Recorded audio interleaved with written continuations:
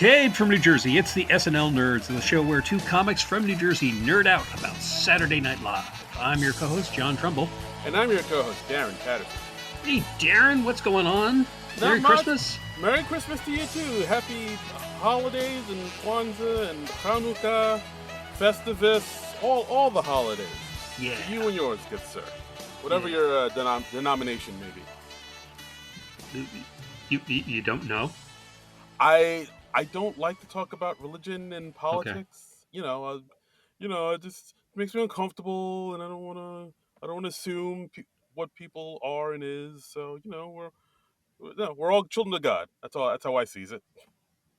We were literally brought up in the same faith, but okay. What? Okay. All right. Because I remember you told me like where you and your wife go to, and I was like, oh, I was brought up in that faith. Oh, okay. There you go. L'chaim. Yeah. Very nice. Okay. That's right, folks. We're both Jewish. That's right. You wouldn't think it with the last names Patterson and Trumbull. But hey. But we are both part of God's chosen people.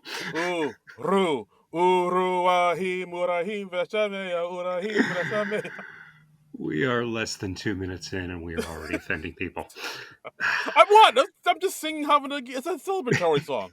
That's a good thing. I know the words to Havana. No, yeah, I guess that is a good thing, but it is. See, I'm all inclusive. All right. It's a beautiful thing. Happy holidays, everybody. Happy holidays. And since it is the holidays, we decided let's watch this movie that takes place at Christmas time. A lot of people regard it as a Christmas movie. It is also something that stars an SNL alum, Chan Hooks, who is in it briefly for like one scene. And it's also about something that I personally have a lot of opinions on, Batman. So this is two things that Trumbull loves right here we're talking about right now. Yeah. So we're talking about 1992's Batman Returns, starring Michael Keaton, Danny DeVito, Michelle Pfeiffer, Christopher Walken, directed by Tim Burton. Yeah, directed by Tim Burton, written by Daniel Waters, who previously, before this, wrote the cult classic Heathers with Winona Ryder. I love the movie Heathers. Yeah, that movie. I think the first time I saw it, I was like, whoa, what is this? Yeah, and I believe Heathers is why he got hired for this movie, because Tim Burton was very impressed with the script for Heathers. Yes, very much so. Because the 1989 Batman was such a huge success. It was like this global phenomenon. It earned like $500 million at the box office, something absurdly huge like that. The studio Warner Brothers really wanted Tim Burton and Michael Keaton to both come back, because you want to line up the guys who helped make your movie a big hit, and neither one was signed for a sequel, which just seems so bizarre looking at it from today's perspective. Yeah, because I'm guessing, because I remember the early '90s. I was there. There weren't too many superhero movies. Yeah, and there weren't too many. If you can believe it, listeners, I don't remember there being too many sequels around, really. Like, they would just put out one movie and then they'd move on to a new idea or new IP. Like the idea of like having multiple sequels and kind of having, setting up your own little cinematic universe, that really wasn't a thing. It wasn't really guaranteed. I mean, you had the James Bond series, which had been going on for like 30 years by that point. But that was more the exception than the rule. Like, if a movie did well, you made one or two sequels to it, and then it just sort of sputtered out. And we didn't have anything like the Marvel Cinematic Universe today. Yeah, exactly. Where it's been rolling on since 2008. And this, but it's so weird. It's like, really? You didn't sign up either one of those guys for a potential sequel? I guess I didn't even think about it. Because, I don't know, like when the first Batman movie came out, like that, I think it was like kind of took a lot of people off guard, like how big it was. Yeah. Because like before that, I don't remember there being too many superhero movies coming out like around that time. Well, I mean, the only real big budget superhero movies we had were the Superman movies with Christopher Reeve. Right. And those had basically sputtered out just a couple years before Superman 4: The Quest for Peace. And the Batman movie, it also had controversy because they cast Michael Keaton, who was mainly known for comedic roles at that point, Yeah, yeah, I because remember. he'd done Yeah, Mr. Mom and Beetlejuice, and comic book fans were aghast. We were up in arms, and there were petitions in comic shops and all that sort of stuff. yeah. Like I still think of the where I think it was like Kevin Smith kind of mentioned it too, like Hmm. on some podcast or something like that, where yeah, like he remembers, like I do, like when the word got out that Mr. Mom was going to be Batman, people were like, Right, what the fuck, get the fuck, like that same ire that a lot of comic book fans have over pretty much anything and everything. right. I But mean, yeah, because like in the late '80s, the general public still, their perception of comic books and comic book superheroes in general was still the Adam West show from the 1960s, yes, which, by the way, I love. I love. But back in the late '80s, I felt differently about it because it still felt very much like, oh, they're making fun of us. They think we're into this silly thing, and comic books were not that for the most part. And right, now there have been so many different versions of Batman and all that. I look back on the Adam West show and it's just fun. yeah, And absolutely, it's a brilliant parody and stuff. But like yeah, but like rewatching this movie. Oh, go yeah. ahead. Well, no, I was gonna say yeah, like when like at first people weren't warmed up to the idea of Michael Keaton as Batman, but then I think when the images first came out of like him in the suit Yeah. and the Batmobile, I remember the Batmobile specifically being a big thing. Hmm. Like once Hmm. people saw the Batmobile, people were like, "Oh, okay, this might work." Like people's mind changed really quickly. Yeah. Like Like the studio was so scared of the controversy about the first movie and Michael Keaton's casting that they kind of rushed out a preview trailer. right, And you can still find this on YouTube. And it's like they rushed it out so much. There's not even any music to it. It's just like this kind of choppy trailer and bits of scenes, but it gives you a feel of the movie. And everybody was like, "Oh, hey, this might be yeah, something." And so like when it finally came out, people were primed for it, and it became the big hit of the summer, and yeah. played for most of the rest of the year. I mean, it's So literally the exact same thing the studio did when it got out that Robert Pattinson was going to be the Batman, and everybody was like, Twilight guy, I don't think so. And then I they, think that's happened with like every actor who's ever been announced to play Batman. Like yeah, it happened with Val Kilmer, it happened with George Clooney, it happened with Ben Affleck, it happened with Pattinson. I, Christian Bale.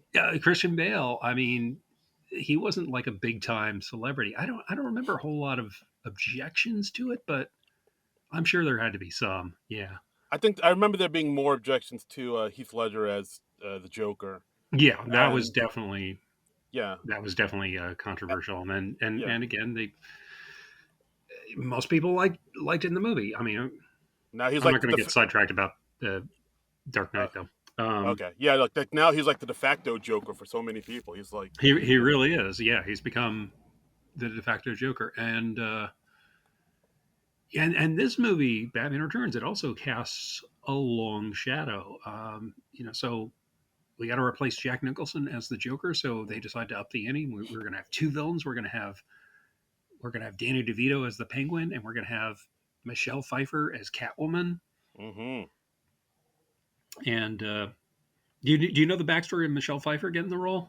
I do not. Please enlighten me. Okay, well, originally it was going to be Annette Bening, Okay, I who was could. kind of like an up and coming star at the time, and she was actually cast in the role, and then she got pregnant. This was like when she and Warren Beatty were first starting up, and she got pregnant with their child, Okay. and so she had to drop out of the movie, Oh wow, I didn't know that. and then they ended up getting Michelle Pfeiffer to replace her. And also there was this whole weird thing where Sean Young, who was in the first Batman, Yeah. who was going to Oh be Vicky Vale in the first Batman movie, and like that was going to be like kind of a real break for her. And then she like I think she broke her collarbone when she was like rehearsing a horse riding stunt for the movie.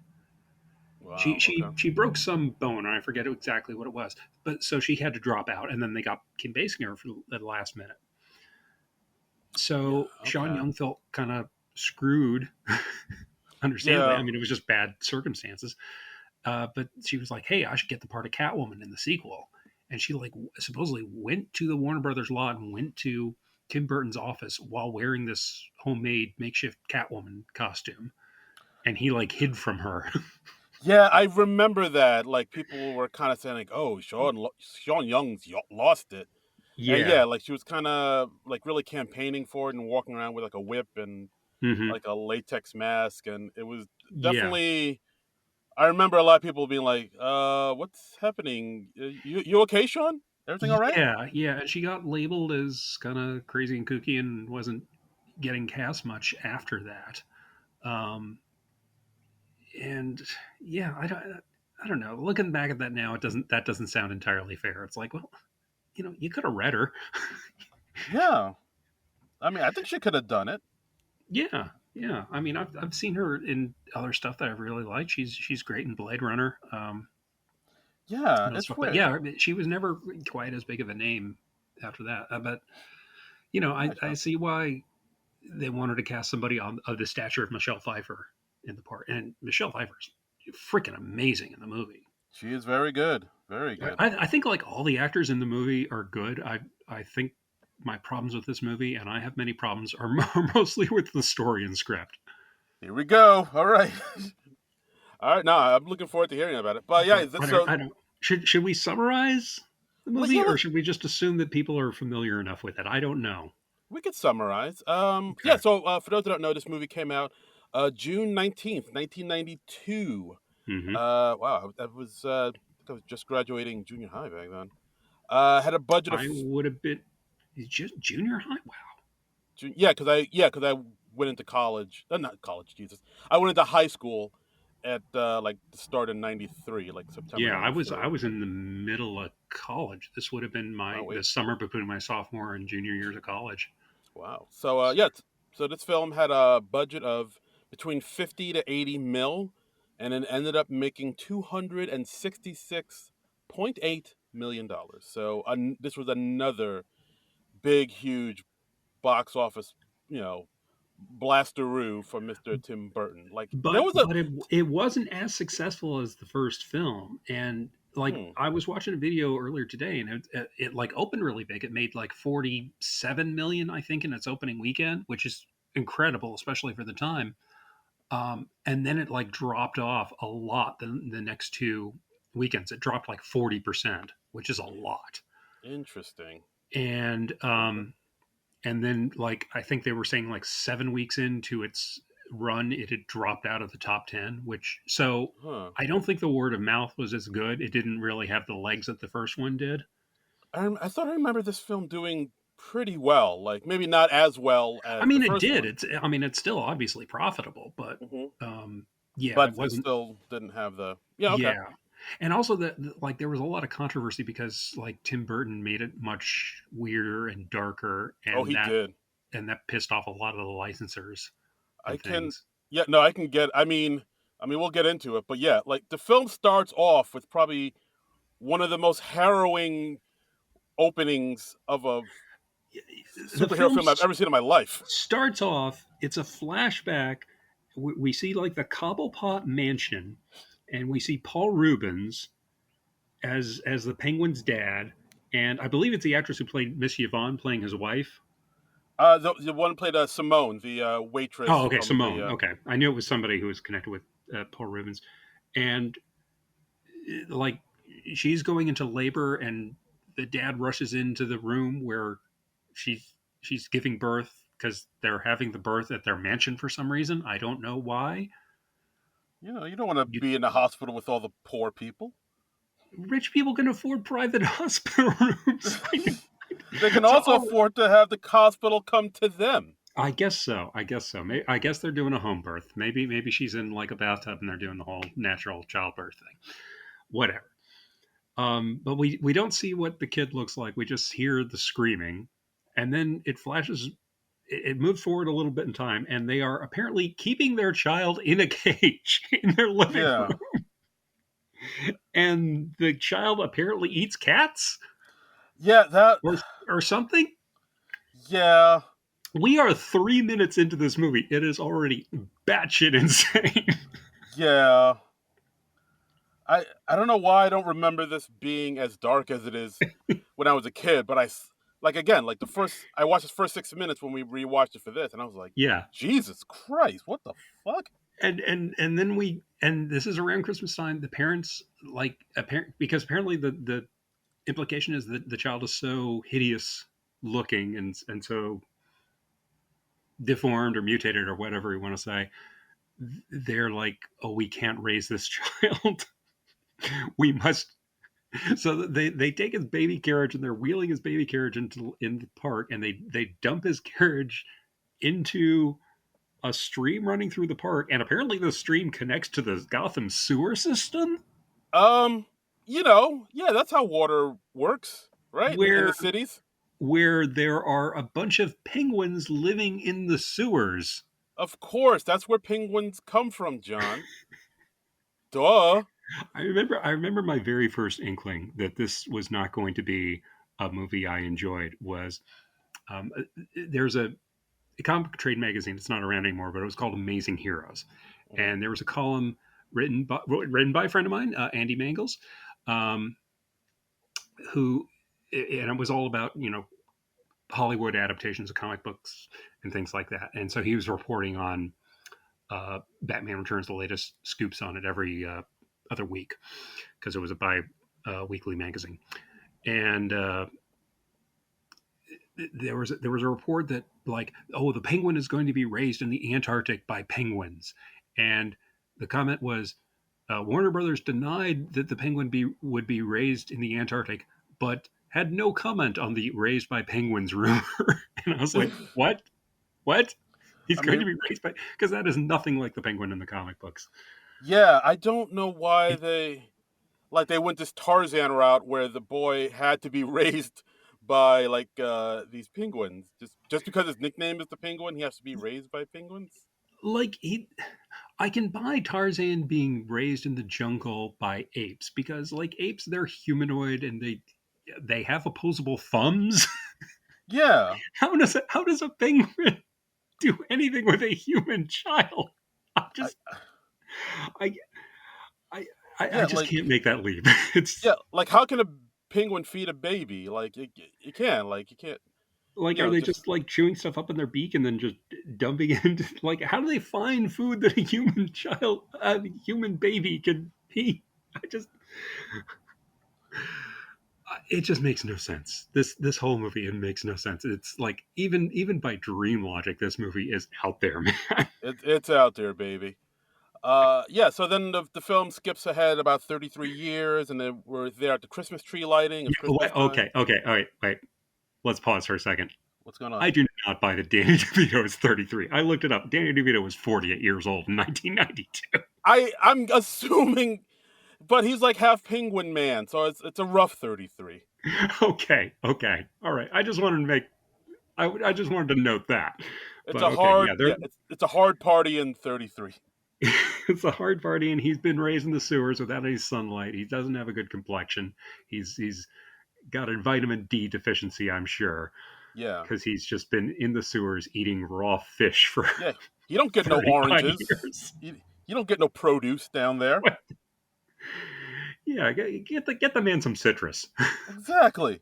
Some orange slices, The please. penguin, if he'd gotten some orange slices, he would have been so much better temperament wise.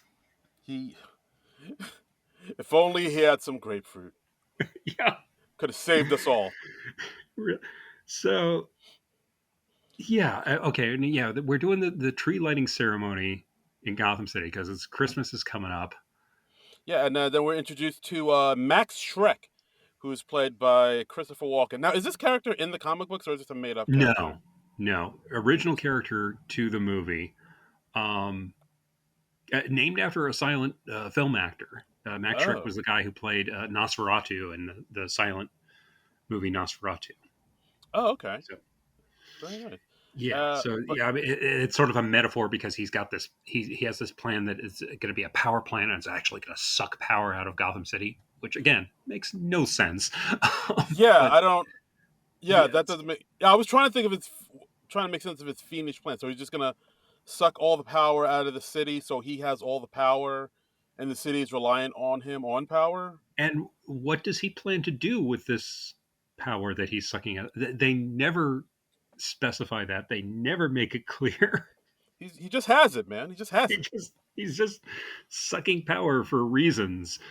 And Yeah. the mayor is standing in the way of this plan, so he wants to recall the mayor. But the mayor's like, you can't touch me because you don't have an issue and you don't have a candidate. Ha ha ha. And then they're buddy buddy at the tree lighting ceremony. Exactly.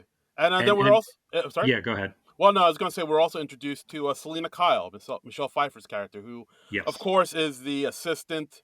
And of course, like all assistants, she wears glasses, her hair's a mess, and she's just the awkward weirdo, even though she looks like Michelle Pfeiffer. Comic book movies love doing this thing. They It's like they they really think do. that every supervillain is a repressed nerd for some reason. Because they did it in Batman Returns, they did it in Batman Forever with Jim Carrey, they did it in the Amazing Spider-Man with Jamie Foxx's Electro, they did it in Wonder Woman 1984, which we covered on this podcast with Kristen Wiig as the Cheetah. It's like Yeah, they love the nerdy, socially awkward people becoming supervillains. I don't know what that says. I don't know. I mean, if you go on Reddit, you see there might be some truth to that trope. Look, yeah, I mean, look, there are a bunch of nerd people out there who are very angry and they are very socially maladjusted and all that, but oh God, it's just such a cliche at this But yeah, point to not do it not in a all movie. not all nerds. Hashtag not all nerds. That's Yes. right. Some of us are upstanding citizens of society. So at the tree lighting ceremony, they introduce Max Shrek as Gotham's old Santa Claus, and he like grabs some presents and he's like throwing them out into the crowd. Did you flash on like Donald Trump like throwing paper towels at hurricane victims? I blocked all of that out, and I refuse to let that back into my mind, sir. But I saw that and I'd forgotten that moment because it's just such a nothing moment in the movie. But I was like, holy shit, Yeah, that this is prescient. yeah. Merry Christmas. Yeah. Have a gift. And the tree lighting ceremony is it's disrupted by all these circus henchmen because the penguin has circus henchmen for some reason. I think they did explain that in the Yeah, thing. because like he was in a sideshow. He was in a sideshow in something called like the Red Triangle Circus, Right. but They call it then the Circus Gang, and then they call it the Red Triangle Gang later. It's got like two different names. yeah, like it was they're part of the Red Triangle Circus that closed down because there have been reports of missing children. So Yeah. the circus closed down, but then I guess they just turned to a life of crime with the So penguin as okay, their so leader. this is the penguin's backstory. He is thrown away as a baby. He ends up in the sewers because the sewers in Gotham connect to streams and parks. That's how He sewer systems work. he's raised by penguins. Then he then he joins a circus sideshow. The circus is shut down. Then he takes the entire circus with him back to the sewers. Makes perfect sense. What is going on? Yeah. I, Yeah, like I will admit this movie is way more campier than I remembered. it is so campy. Everybody's like, "Oh no, this is the dark and serious." No, it's not. It's just as campy as the Adam West Show. It's just more darkly lit. I don't Yeah. know how anyone ever thought this movie wasn't campy because it is. This is a goofy ass movie. I mean, it has some dark messed up moments for sure, It like does. It does. Yeah. like later on we'll talk about like the baby kidnapping scheme, and Yeah. like it gets gruesome here and there, but for the most part it's pretty campy. It is. It is very campy.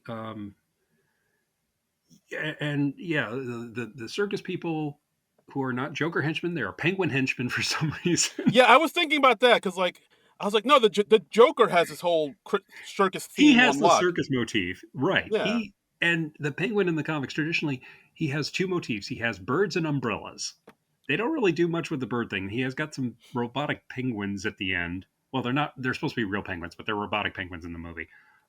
Okay. Oh, what, they didn't use real penguins for this movie? Well, they used a mixture of like radio controlled mechanical penguins and Mm. real penguins that they had like shipped over from England Oh. in like a refrigerated chamber in an airplane, and because like they wanted the emperor penguins or the king penguins or whatever they were, and they were only available in England. And rather than shoot the movie in England, which they shot the first movie in England, so I don't understand why they didn't just go back to England again and use the Gotham City sets that they still had there in Pinewood Studios. Yeah, I will admit, like the whole set design, I thought was pretty fantastic. It's very big, very gothic, It very is. It is. It doesn't really look much like the Gotham of the first movie, I don't think, because Tim no. Burton was just like, yeah, forget whatever we did in the first movie. We just want to start from scratch.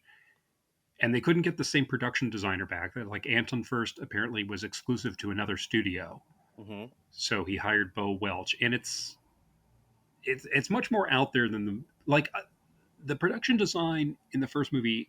It was fantastic, but I could still believe it was a real city. And Right. I always feel like I'm looking at sets in this movie. You know? Yeah, fair enough. I could see that. Yeah. I could see I don't that. think anyone is ever outside for real in this movie. Everybody's always just in a refrigerated studio. Yeah, like the whole thing seemed like it was done on a soundstage Yeah, for sure. it seems very claustrophobic. Yeah, very much so. It's a tight feeling Yeah, movie. yeah.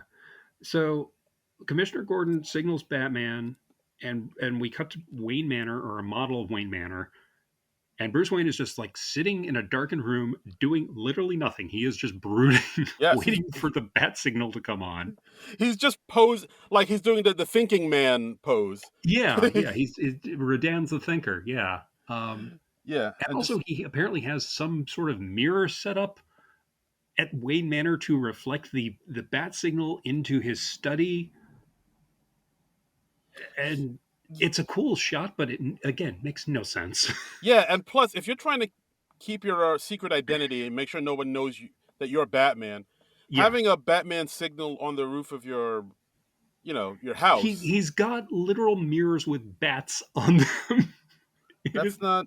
Yeah, somebody and could a big drive by and round window to shine his bat signal. Like, what does he do if he's not in the study? yeah, that's true. You could be in the cave, or or just Yeah, out in the street. I know. I know. This movie just makes me question the logic of everything. Um, so yeah, so Batman, he finally suits up as Batman. He drives into Gotham City.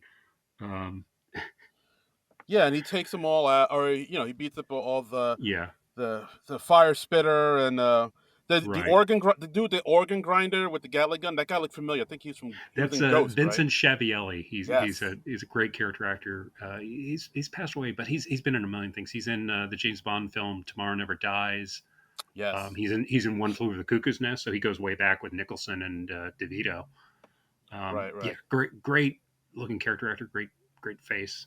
Um, I want to mention one of the actors, the guy who plays Chip, Yeah. uh, Max Shrek's son, and it's his name's like Andrew Bynarski, something like that. I'm Hmm. probably mispronouncing it, but it took me ages to realize what this guy is doing in this movie. What's he doing? He is playing Christopher Walken's son, Yeah. and he is imitating Christopher Walken for the entire movie. Is he? Pay attention to wherever he doesn't have a whole lot of dialogue, but watch the scenes with Chip Shrek again, because like when Max Shrek is being threatened by the circus people, he's like, "No, Dad, save yourself," and Oh, he is doing this while he is standing next to Christopher Walken, and it is hilarious. wow! I didn't even notice that. I don't. It took me years to notice, Huh? and it just gets increasingly funnier whenever he opens his mouth. He's like, "Dad, are you ready to go down to the tree line?" I mean, it's nuts because he's doing walking to walking. Chris was like, I like this guy. He gets me. I like him. I buy him as my son. Yo, oh god. But it's so funny. It's so, and I don't know if it was the actor's idea. I don't know if it was Tim Burton's idea. Whoever it was, I salute you. You are a Mm. fucking genius We at the because SNL Nerds salute you. you made this movie so much more entertaining for me. Mm. Yeah, so I mean, at this point, we see that the Penguin has taken Max Shrek to his hideout, which is the Right. Arctic exhibit at an abandoned zoo. Yeah. And Oh, and by the way, our first shot of Batman is like 15 minutes into this thing, yeah, and Batman doesn't come and, until and like kind of practically the late. first thing he does is set someone on fire. So Yep. So just Batman do insane. Batman doing Batman things. No, he is not. That is my Oh, he's point. oh he's not. Oh, okay. Batman That's is straight up murdering people. That is not Batman, sir. he doesn't do that. Oh, okay, well, No. this is how we learn. Yeah. So the Penguin lets Max Shrek know that what he really wants is to be able to go back to the surface, and he Yeah. wants to find out who his parents are. He wants like respect and humanity, and just to be accepted by the people up above. And of course, Right. Max Shrek says, "Well, what do I get out of it? I won't do it. You're a criminal." And Right. then that's when the Penguin says, like, "Well, everything you flush, I keep, like all your dirty secrets." Like, Yeah. He's got a thermos of toxic waste. He's got shredded documents that he's taped back together, and then his big piece de resistance is the hand of his dead partner, Fred Atkins. yeah, which Jesus, And by the way, none of this ever comes back into play in the movie. it really does. Yeah, why did he bring up all that shit and I'm then just just like, never do why anything with are it? we establishing all of this if like we are never going to see Max Shrek get his comeuppance or and get arrested for this? Like, there's never even a bit where the Penguin is like, "Hey, I've got all this dirt on you." It's like brought up in the scene and then never mentioned again. That is weird. Now that you mention it, it's like, oh yeah, that never comes into play at all. It's so weird. It's so weird. Um, there is a cool scene where like Batman's fighting off all the crooks and he like rescues Selena Kyle briefly, and I'm like, that seems pretty cool. I like Batman fires his spear gun into the wall behind the crook, and then Oh he yeah, like pulls a chunk out of the wall and knocks the crook out, and I'm like, that's cool. That's very Batman. yeah, that was pretty neat. And I think the dialogue in this movie, it's like very very quippy, Very weird quippy. stylized dialogue, and I think most of the actors are doing a very nice job of making it sound natural, but it's still very weird dialogue. Yeah, it's like, well, there's that one. I mean, we'll get to it, but there's that one line Mhm. Selena Kyle says after she kind of comes back from the dead, so to Which speak. time? The first time, actually, She comes back from the dead so many times in this movie. she really does. They really took I that mean, I nine know they're trying lives. to burn through like 9 lives, but They really took, wow. yeah, they really took that nine lives thing like to heart, to serious. Yeah, yeah, But yeah. So then we go to see Selena Kyle. We see that, of course, she's a frumpy single woman, doesn't have a man, only has right. cats, and She nobody has wants. messages on her answering machine of her mother nagging her. Yeah, when are you gonna get married? Like, of course, she looks like she's Michelle Pfeiffer, but of course, we're supposed to buy that. Like, oh, she can't get a man, no one wants her, I and mean, they make her look about as frazzled as Michelle Pfeiffer can look, right, but she's still like Michelle Pfeiffer with messy hair and glasses. exactly. It's the she's all that all over again. It really kind of is, yeah. And Uh, then of course after she becomes Catwoman, then she's all glammed up and she doesn't. yeah, It's corrected her stigmatism. yeah, So yeah. She doesn't need glasses anymore after you come back from the dead. nope, nope. Nope. When you're resurrected through cat bites, it corrects your eyesight. That is weird because, like, yeah. So as you said, she leaves a message for herself, reminding her that she has to go back to the office to get the Bruce Wayne files for Right. tomorrow's meeting, which kind of doesn't make sense because if the Bruce Wayne meeting is going to be at the office, why does she have to go get the documents? Just go into the office early. Yeah, yeah, just yeah, I yeah, don't know. I guess she's studying at home for some reason, but she's not allowed to speak during the meetings. She's just expected to get coffee and take all the demeaning jokes they make about her. So why does she have to study I don't get that. I guess she yeah, has to get them all ready for Max Shrek or yeah. something. So she goes back to the office. She looks at the files. Max Shrek is there, and she's found some files, and she went into Max's hard drive on the computer, and Right. because she guessed his password, and she found the incriminating evidence that the power plant is going to be used to suck out all the power in Gotham City and used to harm the city, and of course, For for some reasons. for reasons. Of Yeah. course, Max finds out about this, and of course, he does the logical thing, pushes her out a window to kill her. Yeah, yeah, and she has like a little before she he kills her. She says a line. This is kind of what I mean about the really quippy dialogue. She says, "How can you be so mean to someone so meaningless?" I'm like, oh, that is such a written line. Yeah, Like that is not something you say when you're like in fear for your life. yeah. Yeah, I think, and then Max Shrek said, "What did curiosity do to the cat?" And Yeah, I mean, then he I did pushes. like that he has the little fake out like is like I'm gonna kill you. Oh, hey, I was just joking, and then she like relaxes for a second, and then he pushes her out. I'm like, oh, that's kind of cool. That's a That, neat yeah, that fake was out. kind of cool. Yeah, so Um, yeah, so then he pushes out the window. She falls through some awnings, yeah, falls to the ground, slows her fall. and of course she gets surrounded by a number of stray cats who kind of bite and lick at her, and then Yeah, she's reanimated. She comes back and they to life. never really explain what is going on here. I guess she's infused with the spirit of these cats, or she becomes like some sort of cat zombie woman or something. I don't know. Yeah, because And again, suddenly she can do backflips really well. yeah, because I hadn't read the Batman comics that much, but I was like, this can't be the backstory No, of this Catwoman. has nothing to do with anything. So like, I mean, why did they do this? because I think Tim Burton just really wanted to go in his own direction with this, and he had a lot of clout because the first movie was such a big hit. And apparently, he only agreed to come back if he could do whatever he wanted, and he took full advantage of that. So, so he was just like, "I'm going to do my version of all these characters." Yeah. And Mm, yeah, I mean, in the comics, Catwoman, she just started out. She was basically a cat burglar, yeah. which makes sense. And they've also had some things with like sexism and gender roles and stuff like that in her backstory at various times because in the comics everybody gets like rebooted origins at a certain point. Right. um but wow. It's a choice. It's a choice. So then she goes home, she's in a daze because she's just been resurrected by cats, she's been murdered, she's been rescued by Batman. It's been a big day. It's been lots happened. She then she comes home, she like punches out her little hello there neon sign that to make it read hell here. Yeah, she's she, bad. she makes it her Catwoman costume out of this old black raincoat.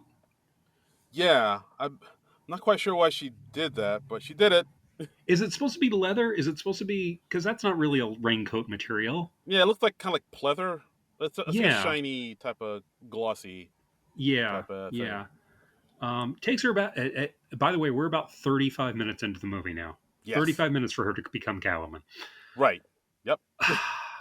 um Yeah. Then we this had this. movie is slow is It's what a it little is. bit. Yeah. It takes forever to set everything up.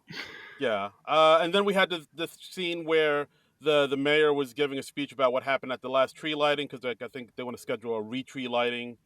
And Right, the mayor's there with his baby and his wife, and right, then that's when one of the clown people kidnaps the mayor's baby, and right. then like we find out the whole thing's been staged. That the clown gives the baby to Penguin to make it look like the Yeah, he Penguin. goes into a manhole, and Yeah. yeah, and So the penguin makes his big public debut. He's quote unquote rescued the baby. exactly. Uh, So yeah, this is how we learn about the penguin. Like, cause there have been stories about a penguin man living in the sewers, and people Right, thought it he's was like a an urban myth. yeah, exactly. And we find out it's true, and then we find out he wants to learn about his parents and his origins and where he's from. Then he goes to the Hall of Records, and Yeah, he's like kind of taking down like a lot of names and doing a lot of I research. I'm going to note another moment because I don't want to be entirely negative about this movie. So I'm noting the good stuff when I come across it. We see Bruce Wayne. He's watching the press conference, and Penguin's like, "Oh, I want to find my parents. I want to find out who they were, what happened to them. Why they gave me up."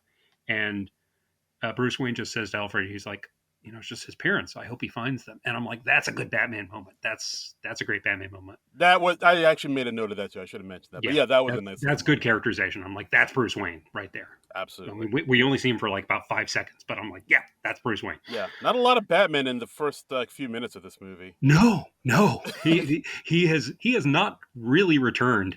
I mean, I I sort of get why they did that. I guess just because they've already established who Batman is in the first movie, so now they're like, well, we gotta Yeah, do all this character building for the Penguin and Catwoman and yeah, whatnot. yeah. So like, I kind of get it. But it's a lot of setup because we're setting up two villains, and yeah, there's hardly any Batman in this Batman movie so far. Right. And so the Penguin, like they give him access to Gotham City's records, and he like goes through and we see him writing down these long lists, and we're like, oh, he's tracking down his parents, and he finds his parents' graves, and he says, this is another really mannered line. He just says, I was their number one son, and they treated me like number two. Wah Uh, wah. get it? Like the doo doo. Yeah. Hey, oh. By the way, there's a quick bit where like the citizens of Gotham are discussing the Penguin, and there's this woman who says he's like a frog that became a prince. That actress name is Elizabeth Sanders or Saunders. She was Okay. married to Bob Kane, who was the co-creator of Batman with Bill Oh. Finger. Oh wow. Okay. Yeah, she also pops up in the Joel Schumacher Batman movies as Gossip Gertie, and she is Ooh. thoroughly annoying because she's overacting like hell. Okay. All So right. I'm just saying, and there are plenty of reasons to hate Bob Kane.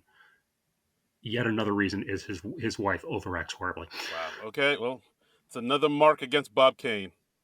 I yes, and there are lots of marks against Bob Kane. Oh boy. Give that guy a Google. Yes. Give Bob Kane and Bill Finger a Google and be horrified. Finger. Uh. Yeah. Yeah. Yeah. So then we cut to Max Shrek and then Bruce Wayne have a meeting, and it gets heated because hmm I think Our second board meeting of the movie. yes, big Because on board that's why we meeting. come to Batman movies. Board meetings. Right. Suits and long tables. Uh, I don't want to see Batman fight bad guys. What's going on with Gotham City's power plant? exactly. Yeah. So, and I think at this point we see Bruce kind of accusing Max of being in cahoots with the Penguin, who is like has a crime past, and like he's already connected the dots to Penguin and his Right. background with the Red Triangle Circus, and he's like, Yeah. I don't Yeah. have any concrete fruit, but I know you guys are up to no good. And that's when Selena comes in, and Max Yeah. is shocked to see her because like, oh, I thought I killed you. Selena, you're alive. Yeah, And yeah. and that's Yeah. when like he repeats her name, Selena, Selena, and then she says, "Oh, that's my name. Don't wear it out, or I'll make you buy me a new one." I was like, "What?" That yeah. that line was like, ah, Yeah. I mean, she plays it well. I she mean, does, she does. I think all the actors they are killing it. They're working hard. They're doing their damnedest to sell this stuff. It's just such weird material. Because It's so campy. It's so damn campy. yeah, and Bruce is like immediately smitten with Selena because now she's looking all hot and Michelle Pfeiffery. Yeah, Uh, she's not wearing glasses anymore, so not, I that's mean, yeah. So obviously she's fuckable now. yep. Uh, we can say this because we both wear glasses, people. Yes, exactly. But when we take them off, watch out. And also like by this point, Catwoman is also running around Gotham City, and she's rescuing a woman from a mugger or a rapist, but then she like blames the woman, and like it's weird. Yeah, it's like, oh, you make it so easy for. Yeah, that is weird. Like how she beats up the dudes, Yeah, and I mean, obviously, Catwoman is mentally unwell. yeah, and then she like backflips away, Yeah, like serious, like Olympic gymnastic backflips, like yeah, and she's in like these huge spike heels too, and so God bless Michelle Pfeiffer and her stunt women. I'm sure a stunt woman was doing that, but right, absolutely.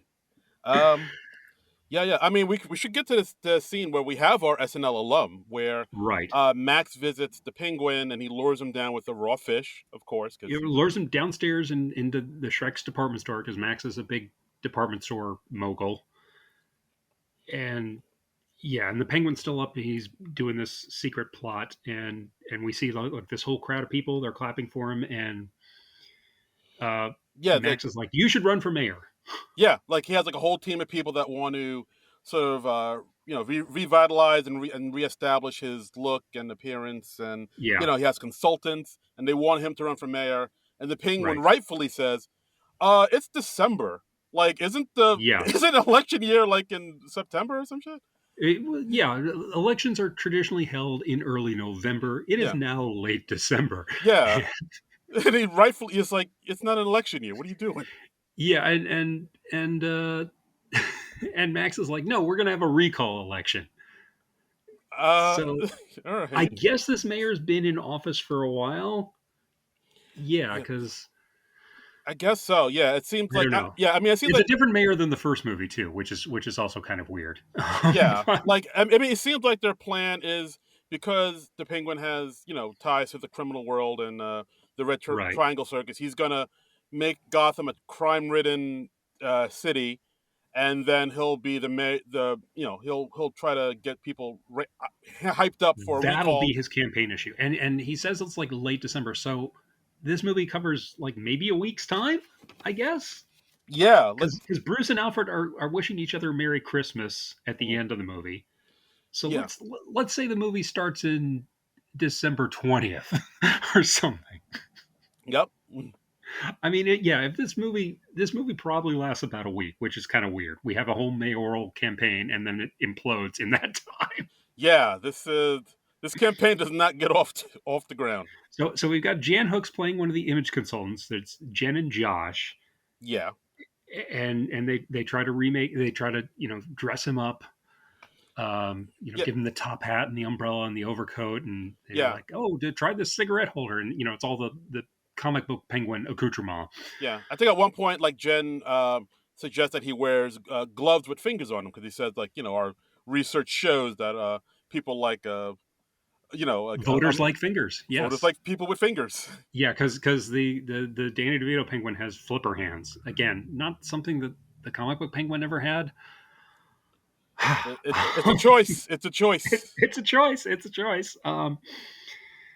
And yeah, the Josh makes a comment. He's like, "Oh, I guess they don't have a lot of mirrors down there in the sewer." And the penguin's like, "Oh, it could be worse. My nose could be squirting blood."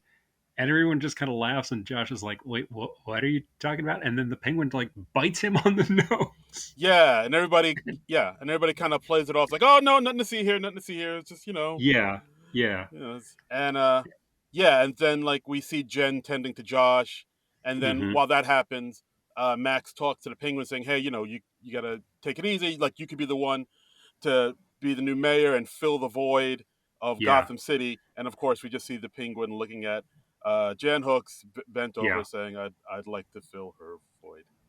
I'd like to fill her void. This is a Yeah, PG-13 movie, yeah, like the folks, Penguin and turned. Yeah, yeah, and that's fine. But yeah, we're bringing a lot of little kids to this movie, yeah, and we're making jokes about I'd like to fill her void. I'll show her my flipper trick. When woo! the penguin first meets Catwoman, he literally says, "Just the pussy I've been looking for." Jesus Christ, I do not blame the parents of 1992 for being horrified. yeah, for some reason, like the Penguin turned into a real horn dog, like He Harvey is Weinstein level. exactly, yeah. It's like, He is super pervy. yeah, like there's that one scene where like those young female, I guess, like staff members, where it's like, oh Oh yeah, yeah, yeah. they're looking up to him, and he's just looking down her Yeah, she shirt. says like you're the coolest role model a young person could have, and Penguin says, and you're the hottest young person a role model could have, and he's like, oh, don't forget a campaign button. He puts a campaign button on her chest and like feels her up while he's doing it. Oh, My God, it's oh and it's this is all just sort of presented for laughs. yeah. I think at one point, It's like Max talks to him, he's like, yeah, you could own the city, you could reclaim your birth, and unlimited poontang. I they do actually say that, don't they? They say that in this movie. I oh, like Did I'm no prude, but I did mean, the people at Warner Brothers not know what poontang means? I guess not. They're like, oh, maybe it's some new hip thing the kids are into. Don't they say poontang in like Full Metal Jacket just a few years before this? They might have, but I don't. Again, like something else where it's like I don't remember them saying poontang. Yeah. Like my stars. So So yeah, the Penguin decides to start this crime spree that he can protest, and that's going to be his big campaign issue. And then we see like the Red Triangle gang going nuts in Gotham because nobody's connected the Penguin to the Red Triangle gang yet. Right. And then of course Batman comes to the rescue. He Oh yeah, Batman. He should show up for yeah. a second time in this movie, like 50 minutes in. Yeah, yeah, exactly. What Like is going on? it's weird. Like So they're blowing up shop fronts and stuff like that, and but Batman has a little programmable batarang, yeah, looks like a video game controller. right? Which apparently everybody just stands there and waits for him to program that, punch a few buttons, and then we see the batarang zoom, hit one person, then like zoom back, hit the next person, then it's like it's going in arcs, and I'm like, that is how does that work? Is there a little jet engine in this batarang? What is going on? How is it reversing itself? I swear I thought this movie was cooler back when I was a kid and I saw this. I know. It makes more sense when you are a kid and you don't know stuff. You are watching it as an adult. It is dumb. Yeah, it's like, ooh, like when I was a kid, I was like, oh, that Batarang was badass. I watch it now, it's like, what the fuck? What? I have had fever dreams more coherent than this movie. Oh my This god. this movie is insane. Yeah. Meanwhile, Catwoman is vandalizing the Shrek's department store because she's got a big mad on for Max Shrek because he murdered her and all, but not really. Yeah, that could So be a she's problem. like mad at him because he killed her and made her Catwoman, but she likes being Catwoman. So Yeah, but you know, he still tried to kill her, so you need revenge. yeah, yeah, okay. Um, Yes, when she breaks. oh, Batman straight up kills a dude with a bomb. Oh, right, there is that. That's played Yeah, for laughs too. yeah, I like there was that one point where he threw somebody off a roof, and you hear the Wilhelm scream. yeah, Oh, yeah, I yeah. got a That's kick right out of that. before, and then he attaches a bomb to a guy's belt, and then like punches him into a manhole or something, and then the manhole blows up behind him, and ha ha ha ha ha. Yeah, Batman's a murderer. yeah, That's hilarious. again, I was like, I don't remember this movie being such a big cartoon as it is. With Yeah, just, it's oh, like this is stuff that the Roadrunner does to the Coyote or it, something like that. Yeah, it's nuts. it really is. And then Batman like he sees the Penguin and he's like admiring your handiwork, and the Penguin's like, oh, I'm surveying the damage and all this upstanding mayor stuff, and I'm like, you do that in front of the press, dude. You're just wandering around Gotham in the middle of the night while there are crimes going on. Yeah, that's you're just a bystander, really. This doesn't do you any good if nobody sees you surveying the damage. Yeah. No, I'll call a press conference and tell them what I saw. Yeah, yeah. So and then Catwoman backflips out of the Shrek's department store because that's her major mode of transportation, I Just guess. back. Yeah, she doesn't have a car, doesn't have a bike. She just backflips Just from place to backflips place. everywhere. Just flip, And flip, that's flip. how she gets. Just, just flip, So flip, flip, flip, flip. we are now 1 hour into this movie, and Batman, the Penguin, and Catwoman have finally met each other. They all know each other now. Exactly. And then she blows up the Shrek's department store. That Yeah. doesn't really play into the rest of the movie. No, it's just something she does, and then she just gets away, I and don't think then it's even mentioned again after she blows it up. no, not really. It doesn't add anything to the plot at all. Yeah, so then Catwoman climbs up a building. Penguin's like, I saw her first. He's got his little helicopter umbrella, which is the type of gizmo that the Penguin would have in the comics. He's had like helicopter umbrellas, and he'd had machine gun umbrellas and things like that, and flamethrower umbrellas, and it's nice to see those. They don't ever explain why he has any of that stuff. He just has it, man. He just has it. Did he have this stuff before Max Shrek? Did Max Shrek give this stuff to him? I don't know. Your guess is as good as ours, people. Yeah, maybe the circus people built it for him. I don't know. Maybe. I Maybe, guess that makes sense. They seem kind of handy. They take over the yeah. Batmobile later on. Yeah, the bearded lady saw some YouTube videos and built him a helicopter umbrella. Yeah. Um, so then Batman chases after her to the rooftops. Catwoman attacks Batman, and then Batman like punches her. She falls down, and then she goes, "How could you hit me? I'm a woman." And then And yeah. and And Batman, like a fucking idiot, goes, "Oh, I'm sorry," and he like goes forward to help her up, and I'm like, "Bitch, you were kickboxing him 2 seconds ago. What the fuck is going on? How does Batman? How is Batman so dumb as to fall for that?" Yeah, that part, even as a kid, that part didn't make sense to me. Like, even you could say, "Oh, this is like a joke thing," or Right. but I mean, yeah, it's a joke, but it really kind of comes at the expense of at the character of Batman, because like it's Yeah, not like something I you mean, if they do. did that on the Adam West show, it would have worked. You Yeah, know, Adam West would be like, "Oh, well, I can never hit a woman," because that's in character for Adam West's Batman. But Michael Keaton's Batman should just, if she just said, "How could you hit me? I'm a woman." Michael Keaton's Batman should just go, "Yeah, right. Okay, stay down, and I won't hit you again, lady." yeah, it was just an odd. And again, I'm not saying you should punch women unprovoked, but if a woman is kickboxing you, I think you are entitled to Yeah, defend yourself. exactly. At the very least, like I don't know, just push or shove or be like, I don't know. Yeah. I don't know. I don't get why Michael Keaton's Batman is like, "Oh, I'm sorry." It's just so weird. It is so weird. But yeah, they fight and they flirt and they get close to kissing, but then she gets away and falls into a truck full of kitty litter. Yeah, yeah, and she Yeah. laughs over the irony. It's Hmm. And and that's like her second life, I think. I think so. I don't know. I'm not running a tally through the movie, but yeah. Right. And yeah, so then she meets up with the penguin, and that's when we Hmm. get that pussy. God, that line was like, again, Just the pussy I've been looking for. again, Yep. yeah. I mean, I'm a grown ass man. I'm not a prude, but when I heard that line, I just felt dirty. I was like, I ugh. don't get how, like, How did okay, that I can get get yeah, I can get that you script it. I can get that you shoot it. How does that make the final cut, man?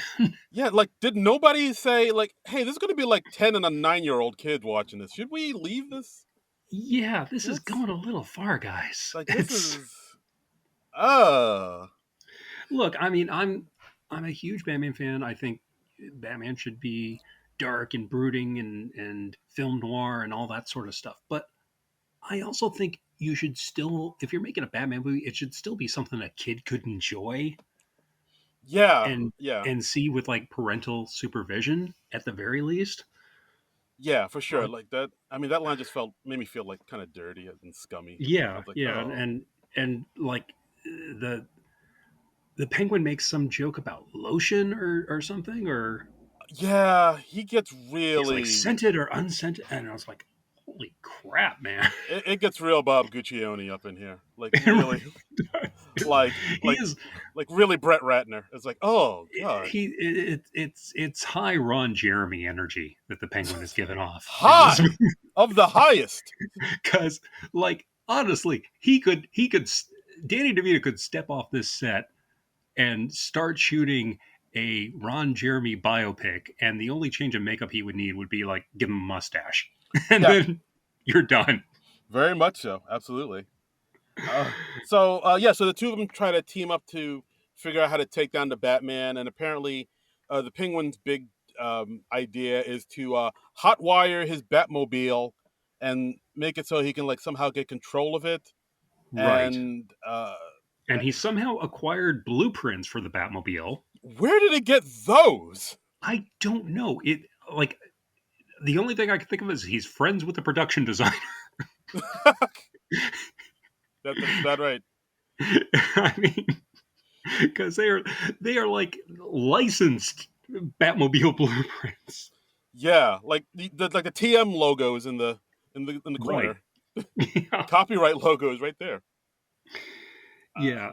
but yeah, so they Um, want to take control of the Batmobile and cause havoc and turn the public against Batman and make him look right. like the villain Which not, I mean, not a bad plan in the broad strokes. in broad The strokes. specifics of it are really weird, Very much so. And and yeah, and then like and, Catwoman, and they're having a ceremony for relighting the tree right? because the first one was disrupt. I'm just like, why are we having a second tree lighting ceremony? Wouldn't you just like light the tree again? Like, I'm wondering why. in the universe of this movie, we're having a second tree lighting ceremony, Because and I'm then, also wondering why these screenwriters chose we are going to have a second tree lighting because if we ceremony. don't, then the terrorists win, John.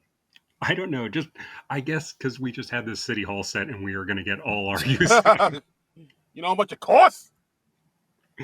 I I'm just like, why do we have this first scene that takes place at a tree lighting ceremony if we're going to have this second scene that takes place at a tree lighting Yeah, ceremony later on in the yeah. movie? People love tree Insane. lightings. Our research Are they that big of a deal? our research shows people love tree lightings. I mean, look, I know the tree lighting in Rockefeller Center where they shoot Saturday Night Live, just to tie it in once again. I know that's a big deal every year. Lots of people turn out and they see it, but we still just have the one a year. Yeah, but that's why we're gonna have put them all in this movie. We're gonna release this Christmas theme movie in June, and have all the tree lightings in it. It can't What miss. is going on? It cannot miss.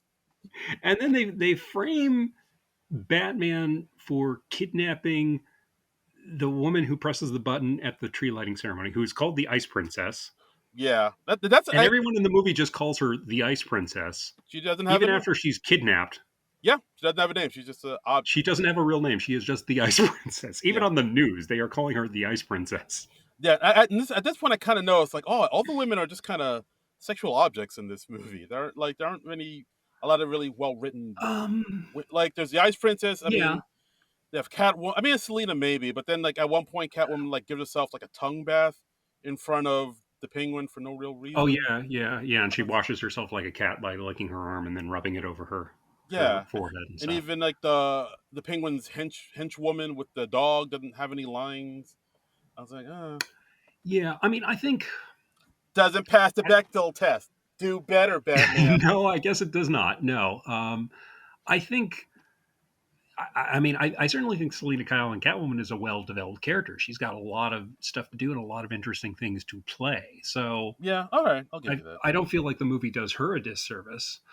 But all the other female roles, yeah, there aren't really any other female roles of note. Yeah, pretty much. But yeah, Yeah, I mean, I did like the and I don't have the actress's name handy. The woman who's playing the Ice Princess, who's she's kind of like a self-aware bimbo, you know, like yes, she's convinced that this tree lighting button pushing gig is like her big break, and and yeah, she does a nice job playing that with what little she's given to do. Ice Princess played by Christy Conaway. She does a nice job, Miss Conaway. Yes, well done, Um, well done. and yeah, and Catwoman like kidnaps her, and there's also other weird dialogue where Catwoman comes down. She's like, "I have did somebody say this? I haven't eaten all day." And then Batman goes, "Eat floor, high fiber." Yeah, that's weird. That It's was weird it line too. again so quippy. So quippy. Um, I mean, they try to also mix it up a little bit because, like, at one point, Bruce Wayne sees Selena Kyle out in the street and invites her over to his place for dinner, right, and then they right, have like a little romantic rendezvous at his place. He brings up Vicky Vale from the first movie, which I thought was like a yeah, nice little interesting little thread. yeah. And And and and Selena Kyle has that line. She says like, "Psychos don't scare me. At least they're committed." It's anybody who thinks that the Marvel movies are too quippy, they have totally forgotten about this movie. yeah, this is all Because this is quick. just like quip, quip, quip, quip, quip, and they're like non sequitur quips. Like somebody will make a joke or a pun, and then somebody will respond with another joke or a pun, but they don't quite jibe or make sense as responses to each other. It's very weird. Yeah, like at one point, I think Bruce Wayne kind of compares himself to like Norman Bates and Ted Bundy. Like he mentioned those Yeah, two names, and I was like, I don't. Why would you mention yeah. that in front He, of? he's like, if I answer this question honestly, you'll think I'm a Norman Bates, Ted Bundy type, and then you won't let me kiss you. Yeah, I was like, that's not. And yeah, Selena Kyle's like wacky enough that she's like, that's not a deal breaker. Um, Oh, whew. Yeah. by the way, did you know that Michael Keaton and Michelle Pfeiffer dated for a little while in real life Oh, I did not. before this movie?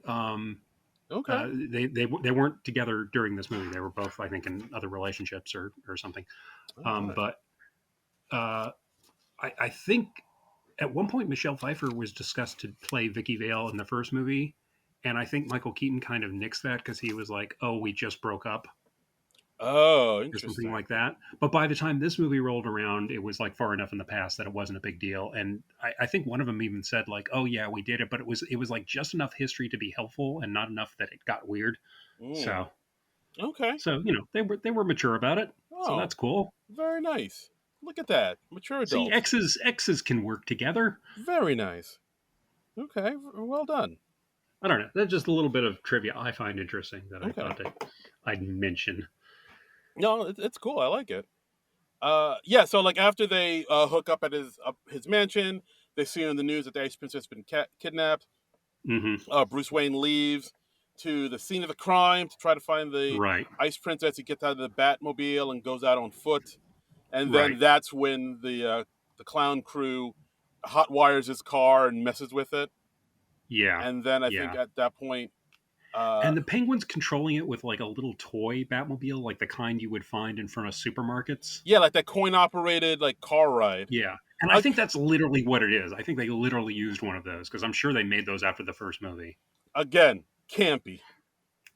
So campy. I mean, there's a shot of like the penguin inside the little toy car, and it's wiggling back and forth, and then they cut outside his campaign van, and the van is shaking because the penguin's shaking. So it's Right.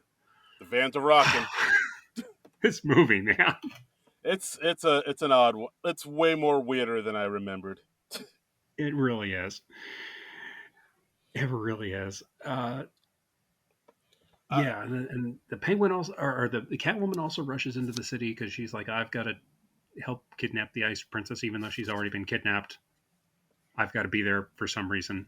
yeah, and like And she rescues Ice Princess before Batman can, and then she takes her to the roof and right, props her up to fall off of the roof of the building before Batman can save her. Then she falls right, onto to where the tree is in front of the tree, and then like a bunch of right. bats. And there are a billion bats in the tree for some reason. Yeah, and then like we see Batman looking down from the roof of the building, and then Yeah, somebody down on the ground points up. It's like, "Hey, look! Batman pushed off the Ice Princess off the roof." yeah, yeah. So now he's framed. So now he's framed. Now he's accused of murder. Again, doesn't really come back into play It really at any doesn't. point after this. No, it doesn't This at all. this is, I think, like the third or fourth plot point we've introduced that is then just immediately dropped. Yeah, it. Wow. It's so weird. It this movie it hardly has a plot. It's just a bunch of stuff that happens randomly. Yeah, very much so. And then like, Like I yeah, mean, the penguin he takes control of the Batmobile. Why? I guess to frame up. I think he's trying to kill pedestrians. yeah, That never comes back into play. yeah, he's trying to like kill pedestrians and wreck the Right. city to make Batman look even worse. Oh, Uh, and by the way, when Batman gets control of the Batmobile again, he does that, and he does this thing where he pushes a few buttons, and like half the Batmobile, like the sides fall away, and he gets away, and like I think they called it the Bat Bullet. yes, His yes. car just splits off, and I'm just like, so you're just leaving half the Batmobile like lying around in the street? It'll be fine. This is how bad guys get blueprints of this thing Oh yeah, because you're just leaving it willy nilly around Gotham City. leaving your goddamn bumper on the on the corner of Main Street. Yeah, somebody's gonna pick it Yeah, up and what the and he does this to go through like some weird narrow alleyway that is like just two buildings that almost meet but don't quite. They're like 4 feet apart. yeah, yeah. That's I, can't you just go around that, man? I don't know. I don't understand. Just take the long way. I mean, I don't know. It's so It's a this bat. movie is so It's odd. a Batmobile. It is I'm supposed to be fast. I don't know. because I feel like at any given point, Tim Burton was just like, let's do this thing. It'll be cool.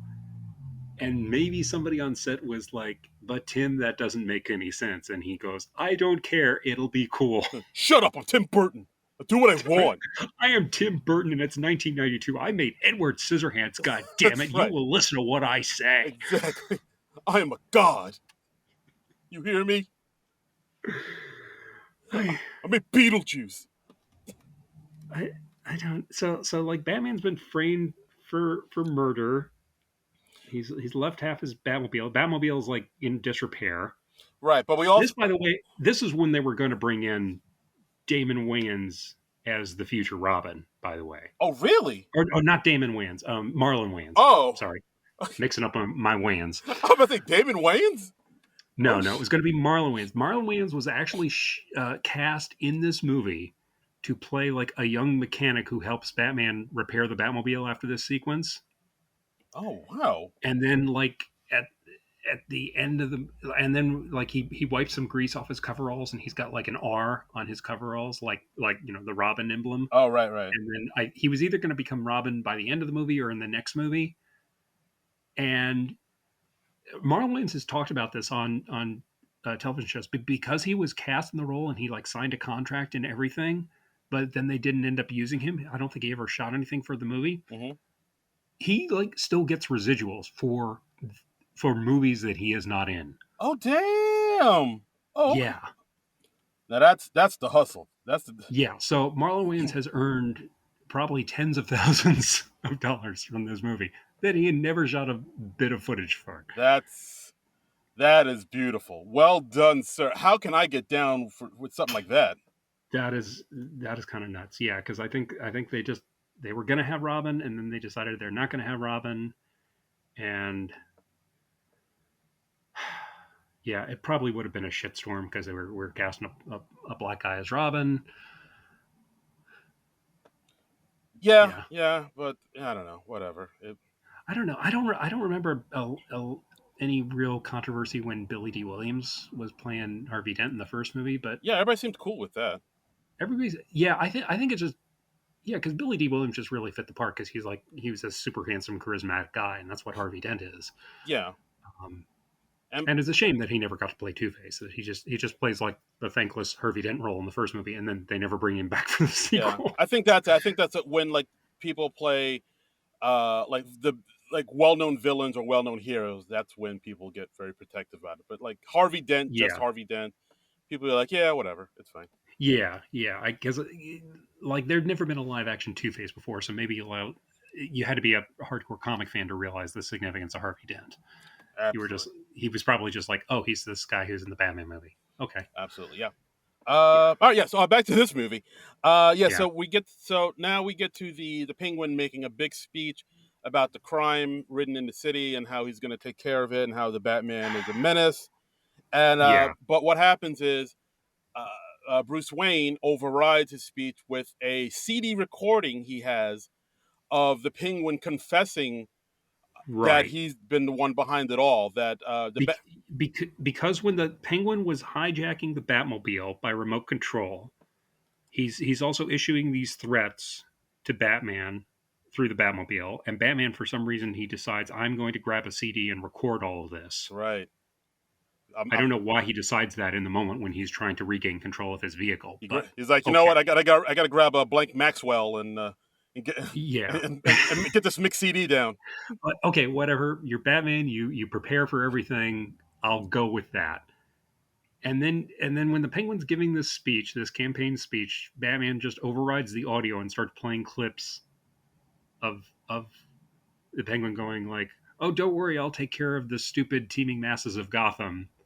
Yeah, so And yeah, so it's him and his confession, and the audience immediately turns on the Penguin. I mean, because as we all know, living at the tail end of 2023, as soon as a political candidate says something the least bit controversial or insulting, that is the immediate end of them as a political candidate. Yup, That's how it works. This is how we know how this works 30 years later. I mean, this is that's right.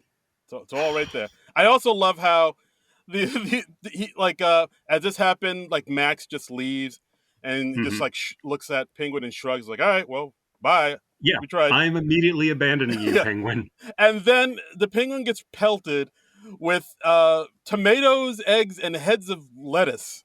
Yeah, Like, so who yeah. people just they just had that on hand. Just They just all immediately had that on hand. The Penguin even comments on it. He's like, "Why does everyone bring these to a political speech?" And I'm just because you're in a campy movie, Penguin. just like tomatoes and cabbage Like and you commenting on it does not make that okay. That does not mean that suddenly makes sense.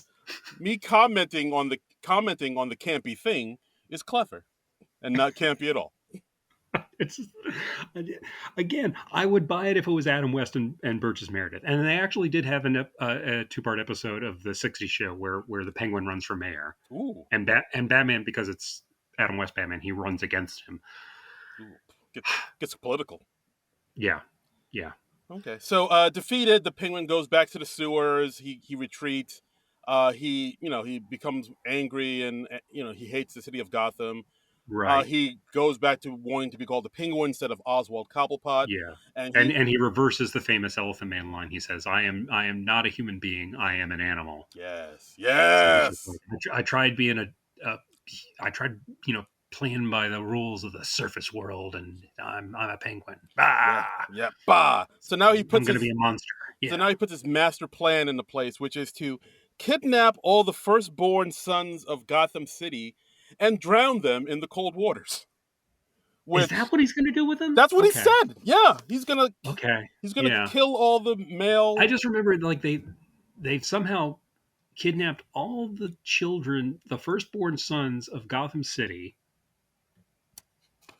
He puts them all in these cages that are just being dragged around with.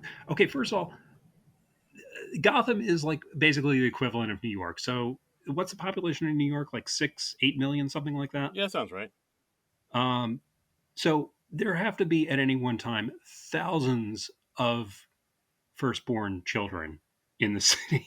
Yeah. And the Penguin's got, I don't know, maybe a dozen people from the. How do they kidnap all these children? Uh How are all these children apparently unattended? yeah, Uh, I mean I think he yeah, that doesn't make any sense. it doesn't make any sense. Yeah, I think he wants I don't know if he wants to go to after all the firstborn children or all the firstborn Right. children of the elite people. Maybe, okay, maybe it's just the elite. I'll give him that. Yeah, Okay, cuz so it's a more limited number of children. It's maybe a few hundred children instead of, there you go. or a See few dozen children instead of see now thousands. that's manageable.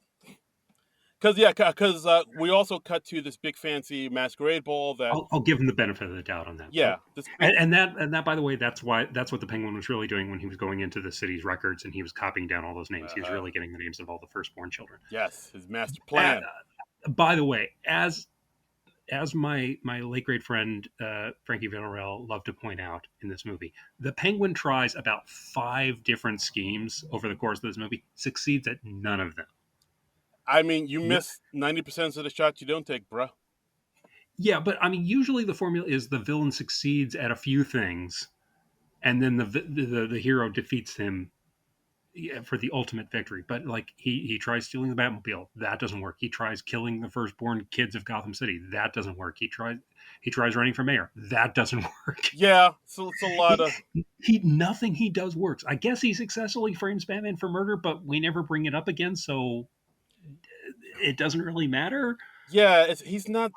Maybe that's it. Like the penguin isn't that big of a threat, really, in this He is. movie. I really think what they should have done is like combine the Penguin with the Max Shrek character, Mm. because then he's like a schemer. Then he's like the mover and shaker. Then there's a reason for Catwoman and Penguin to be at odds with each other. Yeah, because the character of Max Um, Shrek. I mean, the character of Max Shrek. He pushes Selena out a window, so he's like the yeah, impetus of that. But aside I from mean, that, he doesn't have much. he's fun, Well, and actually, no, it's not. He Christopher has Walken enough to be, is but just eating it up with a spoon. I mean, he's great. He's wonderful to watch, and if we don't have Christopher Walken in this movie, we don't have Chip Shrek imitating Christopher Walken in this movie, and that is a tragedy too horrible to contemplate. I don't even want to think But about it. yeah, but but really, I mean, to keep the villains down to a manageable level, I feel like it should have just been the Penguin and the Catwoman. Yeah, no, for sure, absolutely. Yeah. So then we go to Shrek's masquerade ball. We see Hmm. Bruce Wayne goes because Bruce Wayne goes just because Selina might be there because Bruce Wayne Right. hates Max and he would say no otherwise. And of course, Selena Kyle's there, looking lovely, and the two of them have a nice little That like Michelle Pfeiffer looks smashing in that scene. Like her woo. hair, the dress, she's in the sparkly backless dress. Just wow. Hey now. That is like the best she looks in this movie as Selena Kyle, I would Mm. say. Yeah, and then the two of them have like a nice little slow dance moment, Hmm. and then at one point they start to say a few things, and they realize who each Right. other She is. makes a comment about his boner. Yes, of course. Hey, that boner looks a lot like Batman's boner. Wait a minute. It is not far off from that because like he apologizes for running out on her the other night, which it's maybe the night before. I'm not sure. Again, I'm not sure of the chronology of this movie. It's still before Christmas. That's all I know. And Yeah, yeah. and and Bruce is like RSVPing to a party that night, and then like he tells Alfred, "Oh, I'm not going," and Alfred tears up the invitation. And then Bruce is like, "Oh, but Selena might be there." And then Ooh. Alfred's like upset because he's already torn up the invitation. But I'm like, the party's that night. I mean, and again, you're rich. Is this a big deal? I don't know. I mean, you don't have time to RSVP. Is what I'm saying. If the party's that night, Yeah, but anyway. he's Bruce Wayne. He can make it happen. But Bruce is apologizing for running out, and he says no hard feelings. And then Selena says, actually, semi hard, I'd say. And are we? Is she supposed to be like grabbing his dick off screen? Uh, Is that what we're supposed to think? maybe. Why are there so many penis references in this Batman movie? I don't know, man. This movie, it has so many comments about genitalia. Yeah, it gets. This movie gets freaky. It's It gets freaky, dog. we've got just the pussy I've been looking for, semi hard actually. Show her my flipper trick. Him feeling up the campaign worker. Yeah, It's, there's also that one line where Selena Kyle breaks into the jewelry store and the oh security yes, guards pull guns yes, on her, yeah. and then he said, "Oh, Yeah, and he says, "I don't know whether to open fire or fall in love." And she says, "Oh, you're always confusing your pistols with your privates." This is a horny, horny movie, man. it's a Randy flick, baby. Yeah, Yeah, baby. I Yeah, mean, and also, Catwoman's got this whole S&M vibe because she's like in leather, she's got the whip and all that, and yeah, like, but it is not subtext. We are just basically making this text yeah. at this It's point. all text. Just Yeah. Wow. oof. Um. But yeah, so like the two It, of them realize who the other really is. yeah. Um, I do like the moment like right after they realize that, oh, he's Batman and she's Catwoman, and they just kind of start dancing again, and she goes, does this mean we have to start fighting? oh, I really like that moment. It's really well played. yeah, no, no, I absolutely, think the mistletoe dialogue is stupid, but I like the moment right after. right, absolutely. But yeah, so then like, and then that's when the Penguin busts in and interrupts the party, and he tells Right. everybody In his, a giant rubber ducky. yeah, that rubber ducky, that was again, that's a big choice.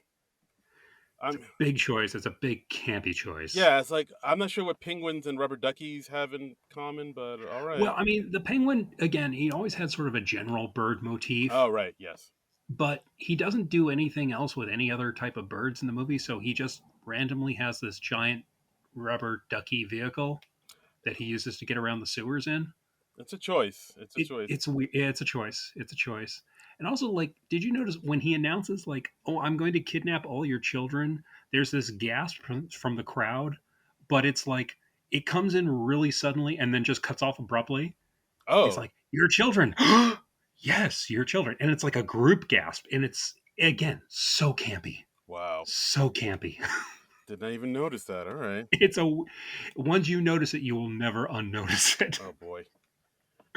Uh Um, wow. All right, so yeah, so then I think he the penguin threatens to take Chip Shrek, and but yeah, then Max convinced him to take him instead.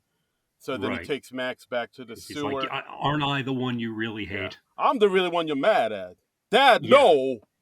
Yeah, Dad, no, save Say yourself. yourself. No, son. I'll be I the don't one know to if Chip go. has lines in this scene, but I'm just going to pretend that he does because I just love the idea of this guy imitating Christopher Walken next to Christopher Walken. It's That is hilarious to I me. did not even notice that, but now that you pointed out, I got to go back and see. I want an entire documentary. I want like a Man in the Moon style Jim and Andy documentary about Andrew Bynarski and the choices that he made as Chip Shrek. That is what I want out of this movie.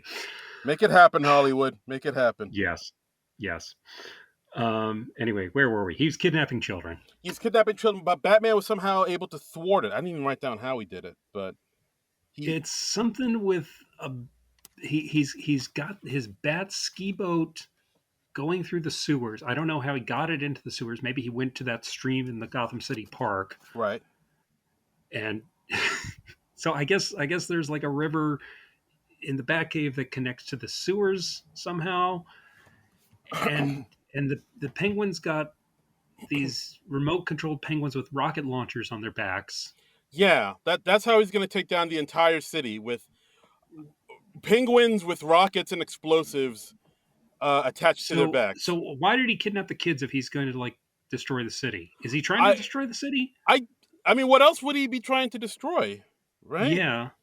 It's not I mean, super that just seems clear. redundant. You know, like we're going to kidnap all the kids and then destroy the city. I think he was trying to kidnap the kids, and then Batman stopped that. So he's like, "All right, Right. I guess I got to blow up the entire city with all Okay. these." So now we're on like scheme number 5. Yes, I think. this is the fifth scheme. Okay. This is the one that's going to work. Yeah. And Batman and Alfred they disrupt the radio signal that is controlling the They penguins. jam Like Alfred disrupts that somehow. they jammed the signal. Oh, by the way, we didn't even talk about when Batman is disrupting the audio of the penguin's speech. He scratches the CD. Oh yeah, he does a little Like he's suddenly DJ Jazzy Batman. like a little zigga zigga. Yeah, What the fuck is that about? I that was so stupid. I was like, what is this for? That is so dumb. Is this for the kids in the audience? It's like, oh, That is aggressively dumb. this Batman is dope. He be scratching CDs, kid. Jamming. Like why would he do that? Wicka wicka. Yeah, like that. 'Cause that just kind of and like he loops several of the same clips over. So it's obviously fake. It's just Yeah, that was stupid. That was stupid. That was and stupid. somehow that ends his mayoral campaign. Okay. Yep. That's right. The simpler time. That man does the he defeats him through his DJ Like, skills. oh yeah, what's up? So suddenly we're like an 8 Mile or something. They really just should have settled this with a freestyle rap battle Yeah. between Batman and the Penguin. That would have made as much sense as anything else in this movie. Hells yeah, mom spaghetti. Uh okay, where were we? We've disrupted the Penguin rocket launcher attack. Yeah, then Batman goes after the penguin because Batman somehow knows where his secret lair is in the abandoned Yeah, zoo. I guess he traced the radio signal. Oh, Yeah. I guess. Did I say that? I don't know. Yeah. Well, let's say that. Okay.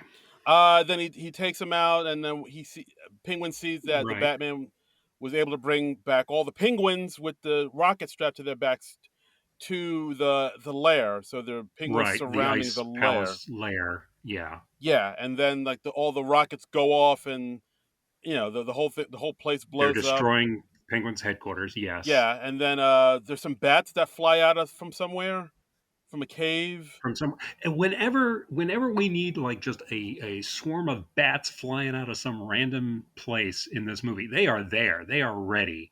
Yeah, there Um are so many animals. There are penguins, there are bats, cats, and Max Shrek is in a cage, and like there's a yeah. monkey that has a key to the cage, so he tries to get the Yeah, monkey. it's like a circus monkey. Yes, Like a Gotham City has no animal control whatsoever. none at all. I don't know what is I mean, we know this city is in bad shape, but Why do they have? Why do they not have a pound? Why? Why is there no animal control? Yeah, it's just I, it just it's a madhouse. It's a zoo.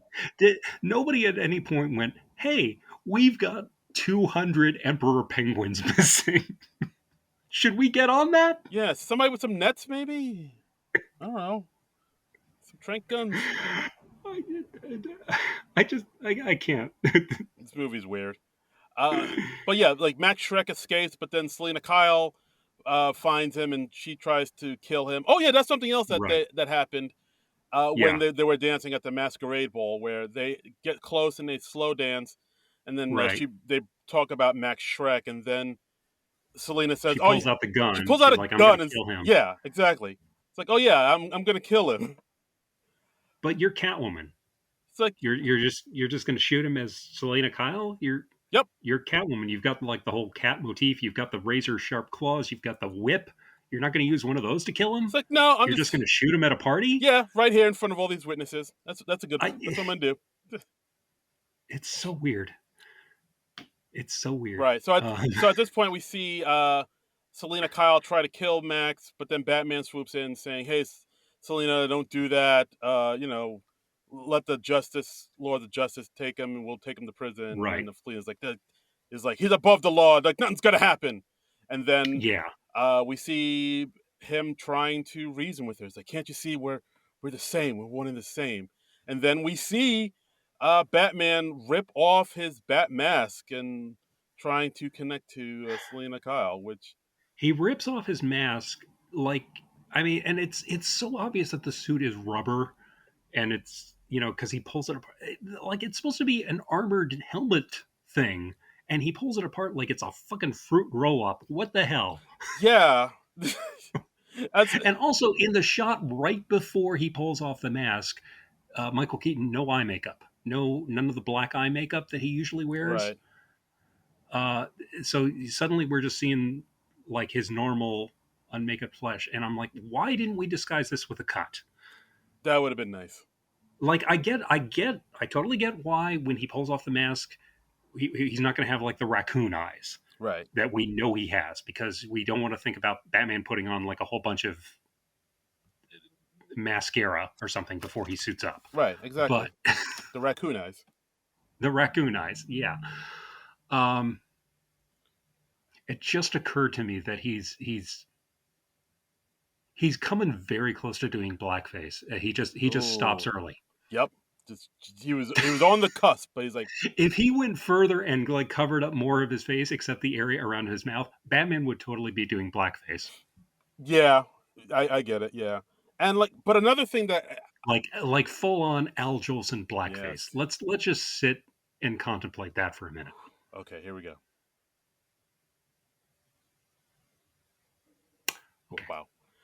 But I mean, another thing that I kind of realize now, like that still kind of bugs me, is like he took his mask off, to connect with Selena, but Max Right. is right there, and He does it right in front of Max I Shrek thought too. like his secret identity was his whole thing, like no one can know who I really am, This is true. This is true. and It's like Batman read the screenplay and knew that Max wasn't going to survive for the rest of the movie. yeah, because like if he wanted to take Max Yeah. alive and he took off his mask, then it's like then Max would know who he is. And he literally doesn't have to unmask because Selena already knows that he's Batman. Yes, So he can just talk to her like a person, and he doesn't have to do that at all. The only reason he unmasks is so we can have the bit where Max Shrek is too thick to get it, and he's like, "Bruce Wayne, why are you dressed up as Batman?" I'm like, "You literally saw him like swing down on a cable the way Batman does and fight the henchman the way Batman does. Bruce Wayne, are you Batman? Why are you dressed as Batman?" And again, it's very funny, and they play it well. And I love that Catwoman just goes, "Cause he is Batman, you moron." It is a funny moment. It, It's a funny moment that makes absolutely no sense, yes, exactly. like most of this movie.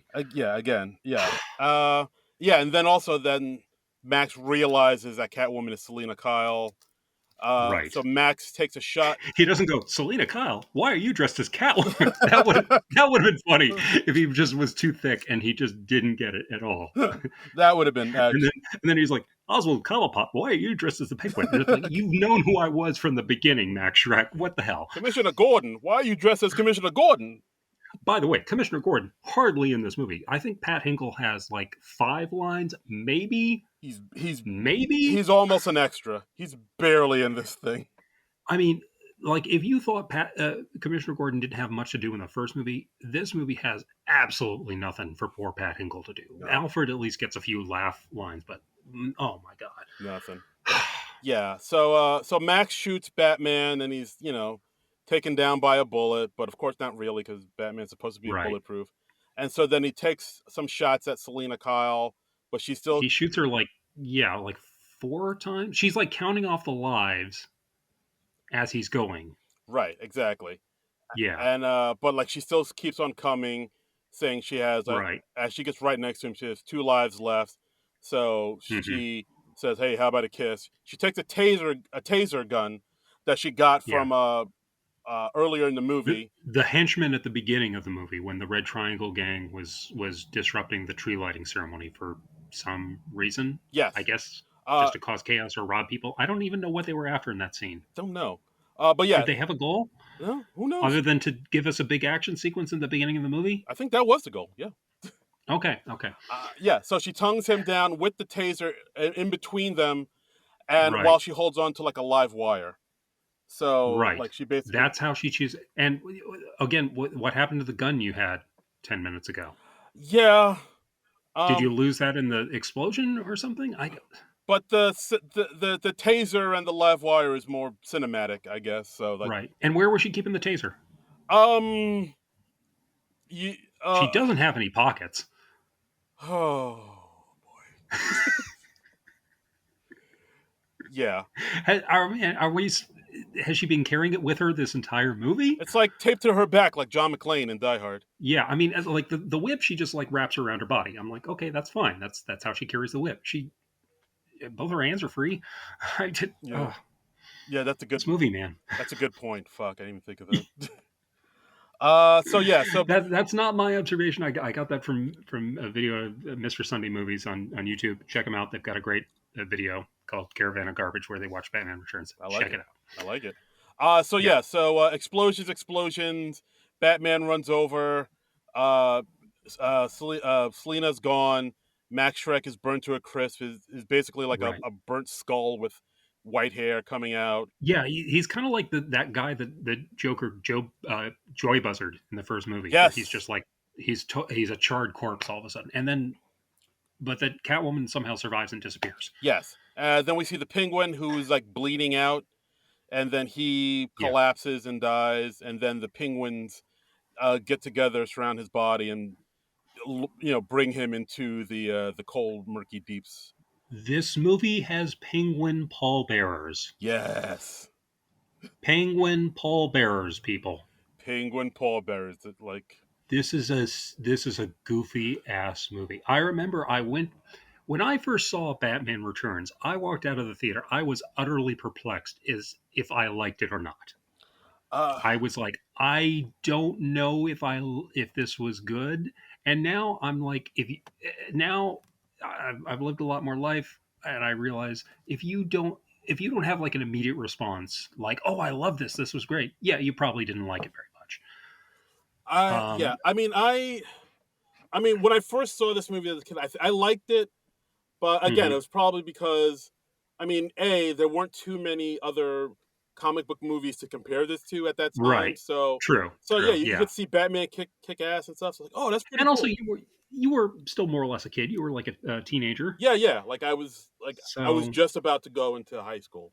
So yeah, but I remember taking my sister to see this movie. I went to see this movie again. I think I was trying to figure out again if I liked it, and my sister went with me, and I remember her just laughing hysterically during the Penguin pallbearer bit. yeah. I, Um, I I think as a kid I and might and have thought I that was get it. I totally get it. She was right to laugh. It is goofy. yeah. Yeah. So then the movie ends with Alfred driving Bruce Wayne around, And Yeah. then Are all the Gotham City firstborn babies still in cages? I Did Batman return all those? Did uh the police get them? I don't know. sure. Let's say yes. Yeah. Like I think they had like a call and be like, hey, if your baby's missing, come on down to the police precinct. We got him in the cage Yeah. area. We'll sort them all out. Yes, It's come and claim your baby. like one of Trump's detention centers. Yeah. Yeah. Oh Jesus. All right. So the movie ends with By the way, is that stuff being reported on at all? uh, I haven't heard anything about that in months. no. I think we're all moving on to the next outrage scandal. Okay. All right. All right. Just checking. Merry Christmas, everybody. Merry Christmas, everybody. Sorry to bring the room down, but Jesus. Read the room. all right, let's plow through. We've just got like one more scene in this thing, right? Yeah. So basically, it's Alfred driving Bruce Wayne around Yeah. through the streets of Is he Gotham. driving him home from? Is this like right after the whole blowing up the Ice Palace I thing, think or is this like a night or two I later? think it's a night or two later. I think, Okay. and All right. yeah, Bruce Wayne. Because I mean, because the Batmobile is damaged, the ski boat is destroyed. How did Batman get home? I think he might have called Alfred to come pick him up. Yeah, or got on the bus. I don't know. Starts, there are ways to get around. Took the I subway, mean, there's no Uber, there's no Lyft yet. subway, I, I don't monorail. I don't know, monorail, monorail, monorail. monorail. Uh, there's no ride sharing apps yet. Not yet. But yeah, so like they're driving through the streets of Gotham, and Yeah, Bruce Wayne thought he saw Catwoman running through an alley. He says, "Oh, Alfred, stop the car!" right. And then he runs Yeah, out in the alley and doesn't see Catwoman at all, but he does see like a stray black cat, and he takes right, the black cat with him back into right. the car, looks around, and then Yeah, he goes home and he says, let's go home." Alfred says, "Merry Christmas, Mr. Wayne," and then Bruce Wayne says, "Merry Christmas, Alfred." right. Uh, And originally, I think it was just that, and like the last shot of the movie was just the car driving off into the distance. But then they decided they needed to add a little something extra in at the end, and they shot this thing last minute to give it a more literal "oh, she survived" ending. And the camera pans up through Gotham City, and we see the bat signal go off, and then we see like Catwoman's head pop up from the bottom of the frame, silhouetted. yeah, I mean, And that's not Michelle Pfeiffer, by the way. That was shot with like a stunt double, yeah, I can see that. I mean, I can like sort of, right before they opened. yeah, I mean, I can So sort of understand why they need to do that, but I think actually the way you described it, that first ending sounds a lot better. I, it's kind of cool that they just do it as like a metaphor, and yeah, it's like, oh, she survived, or maybe not. I don't know. I like the ambiguity of it. Yeah, I do, but it is a very cool shot at the end of her just coming up and to the bat signal, and it does have a certain parallel to the first film yeah, too, for sure. to the end of that. But so I don't know. I'm of two minds about it. On the one hand, it is a little too literal, and it's kind of hitting us over the head with it. See, she survived. She has one life left. She might still come back. And I remember they were talking about uh, Michelle Pfeiffer starring her in her own spin-off movie as Catwoman. Oh, really? And yeah, because she was very popular. Like she went over really well. People did not like the hideous penguin with his green goo coming out of his mouth. Yeah, it's very I guess that's bile. I don't know what that's supposed to be. yeah, it's his yeah, the penguin's look is very off-putting and unsettling. And I get it, he's a villain Right. and villains are supposed to be Yeah. villainous. But the penguin was, I mean, he was never this gruesome. He looked, I mean, the whole thing was like he had the comical sort of appearance, but he was very deadly. So you had that juxtaposition happening. And here they just went gross with him, and they were like, oh yeah, no, he's going to look like Dr. Calgary or something. I Yeah. don't. There's like It's weird. so many times where like I have to kind of like look away from him. Like especially when he was eating that raw fish. I was like, Yeah, oh, I mean, yeah, he's just more gross than anything, this is un and yeah, he's scary, and Danny DeVito's given it his all, certainly, but he's never really especially fun to watch. It's just sort of like, ugh. yeah, very much so. Um, Yeah. but they were talking about giving Catwoman a spinoff, and then they were. I think Daniel Waters was writing a script for a Catwoman spinoff without involving Batman. It was just a solo movie for, her, and it went into development hell, and it eventually was finally made with the Halle Berry thing, which was a Woo. fiasco in its own right. Yeah, I saw that in the theaters, and that was, I mean, but like I kind of knew what I was getting into. It was one of those nights where me and my friends were like, hey, let's just watch this Yeah, movie. It'll probably be terrible. We can make fun of it. And yeah. Okay, so you knew going in that was, I it was knew going it was probably yeah. going to be pretty cheesy. And I just don't get like okay, like the whole reason Catwoman became super popular in this movie was because of Michelle Pfeiffer yeah, and what they and then they don't have Michelle Pfeiffer anymore, and they're like, yeah, let's still make this Catwoman movie like, and it was like what, well over a decade. yeah. Well, They let me look it up. like they made it like 2006 or something like that. It was a while after the after Batman Returns for Yeah, it sure. was like 12, 14 years later, which is like, why bother at that point? Yeah, that movie came out. Catwoman with Halle Berry, 2004.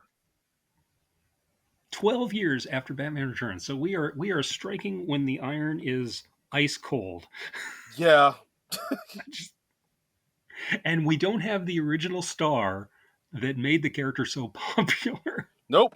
And it's not connected to Batman at all. It's a completely different version of the character. She was Patience Price or Patent Price, something like that. It was some P, double P name. So she's not even Selena Kyle. It's No. yeah, Patience Phillips. Patience Phillips. Okay, that was it. Yeah, so she's not even Selena Kyle. So that's Yeah. I don't think this has like any connection to the Batman world at all, really. No, I don't think it did. I haven't seen the Catwoman movie from beginning to end. I've seen maybe half of it, and that was more than enough. Yeah, it Um, was. Yeah, what was that? What? yeah, that I mean that's a movie you just walk out just scratching your head. Anyway, Uh, this movie, yeah. Overall, it's definitely a lot more weirder and campier yeah, and just goofier than I it, remembered for sure. it's definitely a lot more Tim Burton-y, and I think that's why this movie still has a cult following because I mean Tim Burton has some hardcore fans, For sure.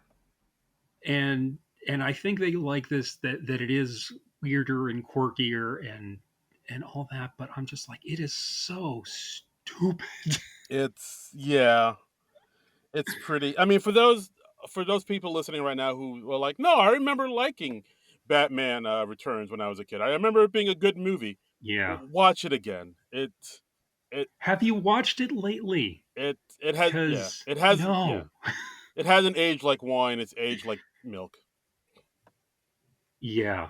It's yeah, I mean, it has like rotten milk that yeah. Catwoman is gurgling in her apartment because she's a cat now. Cats like milk, huh? I mean, I mean the whole movie. I'm not saying like the whole movie is terrible. It does have like good moments here or there, but it's It definitely does have its moments. I mean, there are isolated little moments here and there that I'm like, okay, that's cool, or that's a cool shot. And I mean, the production design, the costuming, that stuff is all amazing. yeah. But I mean, Um, this movie definitely isn't as good as I remember it being, no, no. for sure. I think the first Michael Keaton Tim Burton movie is a lot more watchable, personally. Um, but there are some people who are. I still occasionally see people on Twitter who are like, "This is the best comic book movie ever made," and I'm just like, What? "Yeah." No, no, no. That's And I no, see that, and I no. am just like, "No, I That just sounds like people who are trying to get a rise out of people. Like maybe, no sane maybe." minded person would ever say something I like mean, that. look, I don't. Everybody's entitled to their opinion. I don't like to Yeah. anybody to say that Uh, your opinion is objectively wrong. I never want to be that guy, but I'm just like, this movie is really, really weird and campy and goofy and just and uh, yeah. I, I am speechless. This movie, It is definitely quite. it's out there, It's out there. right? It's out. Yeah. It's definitely out there. I mean, wowzers, wowzers with trousers. Yeah. Merry Christmas, everybody. Merry Christmas. Okay, and that's the episode, guys. Thanks for listening, as I always, to to this podcast. This episode was a wild ride. And Yeah. yeah, as always, you could listen to this podcast wherever you listen to your podcasts. It's on all the platforms at non-productive.com. You can find our Hmm. Patreon, and you can follow. By the way, we have a Patreon exclusive Ooh, episode that's right. that just went up. We did a tribute episode for Andre Brower, and we watched an episode of Brooklyn Nine-Nine. We watched and reviewed the episode The The Box, and box. we also talked all about his previous television series, Homicide: Life on the Street, which I'm a huge fan of. Yeah, yeah. So if you want to get in on Uh, that, sign up for the Patreon. Give us some dough. mhm. This one not going to be released on the regular podcast feed. The only way you can hear it is to contribute to our Patreon. That's So, right. So cough up some moolah, get some more of SNL goodness in your ear holes, why don't you? yep, And yep, yeah, yep. and as all, And I will just say I like Brooklyn Nine-Nine and Homicide: Life on the Street as much as I dislike Batman Returns. there you So, go. Exactly. So there you go. So that sells it right there. And yeah, you can mhm, follow us on Twitter because we refuse to call it X at yes, SNL Nerds Show. And you can follow hmm, me on Twitter, Instagram, all the platforms at Darren Credible, DARIN Credible. and you can follow me on Twitter and Instagram and Blue Sky at Trumbull Comic. That's spelled Trumbull and the word comic. And yeah, say hi. Let us know what you thought Yeah. of Batman Returns. We didn't like it. Are we being I think that's fair to say. You would you say you disliked this movie, Darren? I don't want to put words in your I mouth. don't want to say I didn't hate it, but it was definitely Okay. not as good as I remember it. But Yeah. it's I don't know how I don't want to say This is a movie that for me I don't rewatch it a lot because yeah. I don't like it very much. And every time I watch it again from beginning to end, I'm just like I like it a little less than before because every time I'm like this makes no sense. This is just goofy. Well, why are they doing all this weird stuff? It's just such an odd movie, and I don't think it's a very good Batman movie because I mean Batman's barely in it. He's killing people right and left. It Uh, yeah. It's a weird one for yeah, sure. and oh, you know what? By the way, we haven't done. I've sprinkled in some trivia here and there. This movie also affected Batman the Animated Series. They actually redesigned Catwoman and the Penguin in Batman the Animated Series to make them closer to this movie because this movie was out in June of 1992 and the animated series was premiering that September, so they wanted to be as close to that movie as possible. So they gave the Penguin the long hair and the flipper hands, and they made Catwoman. They put her in a suit that was not unlike Michelle Pfeiffer's. Oh, So interesting. Okay, yeah, and they made Catwoman blonde, so she looked more like Michelle Pfeiffer. She was traditionally brunette in the comics. and they also So made a better Batman project than this movie did. they did by far. Hmm. There's also in one episode, I forget which episode right now. There's an episode where Penguin's riding around in that giant ducky. Wow. Again, I don't get the giant ducky. Birds, ducks, penguins, yeah. Yeah, I mean, if this guy was riding around in a giant penguin vehicle, I'd be like, okay, that's still dumb, but that makes more sense. If he had like a general bird motif throughout this movie, the ducky would make a little more sense. But oh, It's what is going on? I don't know. It's an odd one. It's an odd one for sure. It's an odd one. Okay, Absolutely. so So yeah, so that's our episode, anyway, guys. hmm, Thanks again for listening. Tune in next week. We got one more episode to pump out for the year. Should we let the people know yes. now, or should we keep it a secret? No, I think we should let the people know now. We got kind of excited because Kate McKinnon was coming back to SNL, and one of our faithful listeners suggested, "Hey, you should do Office Christmas Party because that stars Kate McKinnon." Yeah, and ask and you shall receive. So for the Yes, final film, for the final episode of SNL Nerds for the year 2023, we are yeah, doing Office Christmas Party with oh, I know, Kate McKinnon and Vanessa Bayer and and Jennifer Jennifer Aniston. Aniston and Jason Bateman and Olivia Munn and T.J. Miller and Courtney B. Vance and Rob Corddry. and Randall Park and Sam Richardson, and wow, it's like a whole bunch of people in this movie. The whole heap of people. So tune in next time for our final episode of 2023, Office Christmas Party. Same bat time, same bat channel. Nice. Thank you. So that'll be next week, Office Christmas Party. But until then, nerds out. Nerds out. This has been a non-productive media presentation. Executive producer Frank Hablawi. This program and many others like it on the Non-Productive Network is distributed under a Creative Commons Attribution Non-Commercial No Derivatives license. Please share it, but ask before trying to change it or sell it. For more information, visit Non-Productive.com.